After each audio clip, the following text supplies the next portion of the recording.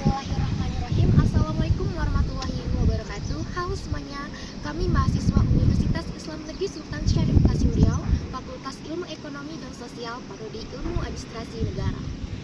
Video ini dibuat untuk menyelesaikan tugas kelompok dengan mata kuliah Sistem Politik Indonesia dengan dosen pengampu Ibu Siti Aisyah, SIP, MSc. Sebelum kita membahas lebih lanjut, izinkan kami memperkenalkan diri terlebih dahulu.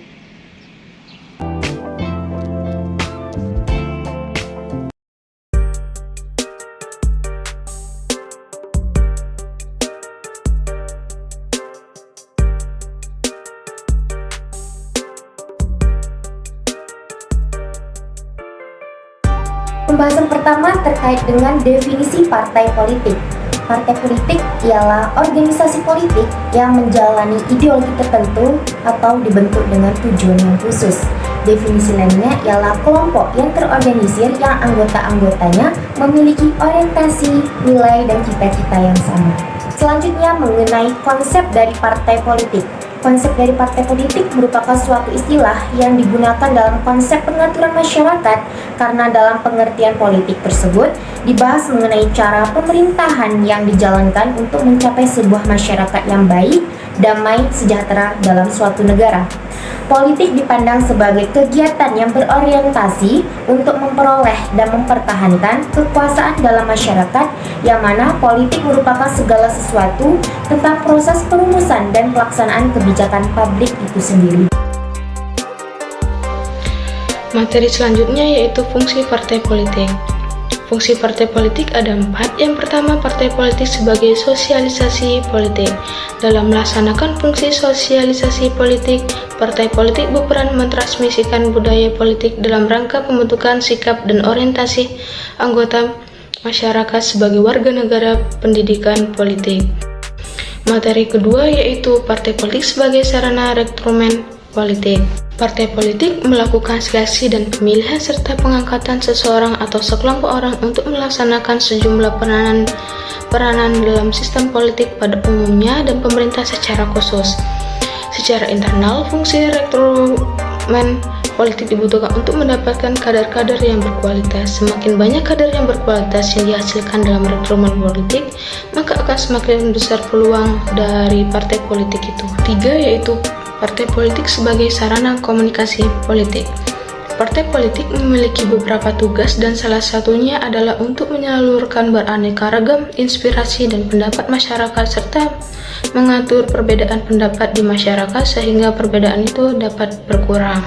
Keempat yaitu partai politik sebagai sarana pengatur konflik. Sebagai sarana mengatur konflik, partai politik berusaha untuk mengatasi atau setidaknya minimalisasi terjadinya konflik. Materi selanjutnya, pengaturan partai politik di Indonesia.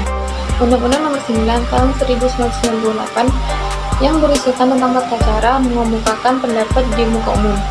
Undang-undang ini aturan mengenai larangan melakukan aksi demokrasi pada saat libur nasional dan peringatan hari besar agama. Larangan melakukan unjuk rasa di tempat-tempat ibadah. Selanjutnya yang keempat, perkembangan partai politik di Indonesia. Perkembangan partai politik di Indonesia dapat digolongkan dalam beberapa periode.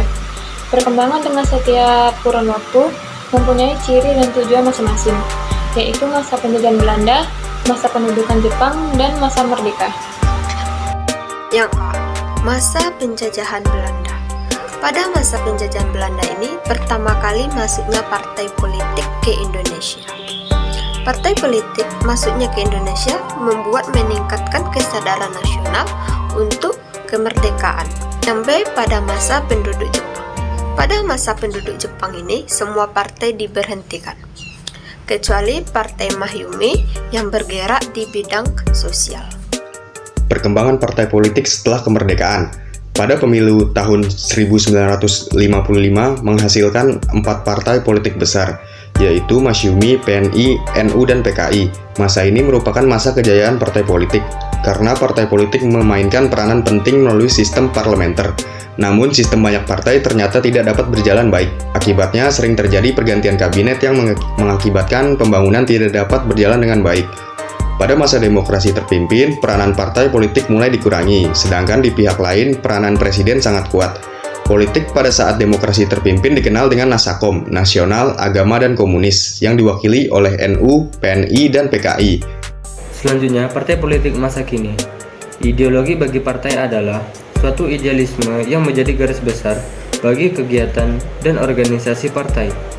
Bisa jadi karena identitas yang kurang kuat inilah, Partai Indonesia secara umum masih mencari jati dirinya. Sangat sulit membedakan partai-partai Indonesia selain dengan mengelompokkan mereka dalam kelompok partai agamis dan sekuler. Dengan kapasitas organisasi yang seperti ini, sangat sulit bagi partai politik Indonesia hubungan yang stabil dengan para pendukung dan anggotanya. Dari segi rekrutmen, partai-partai besar biasanya hanya mengandalkan pada suara yang didapat pada pemungutan suara sebelumnya. Ini karena kegagalan partai untuk berkembang pada masa lalu dan masa reformasi ini, mereka juga masih dalam tahap awal perkembangan. Terutama bagi partai muda, belum ada kader yang siap maju.